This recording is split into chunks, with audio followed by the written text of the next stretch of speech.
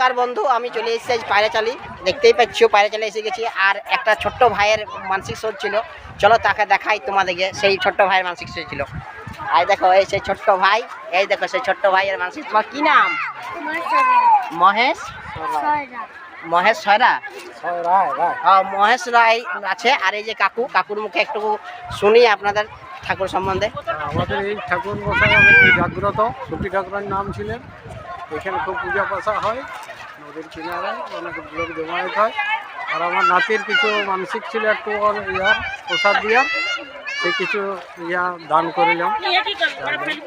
তাহলে সেই কাকুটার লাতিটার মানসিক শোধ ছিল, দেখতেই পাচ্ছেন সেই মানসিক শোধ হলো। এবং দেখতে পাচ্ছ এই পায়রাচালি ব্রিজের সামনে আমরা আছি। এই দেখতে পাচ্ছ ব্রিজ যাচ্ছে, ওইদিকে ব্রিজ যাচ্ছে।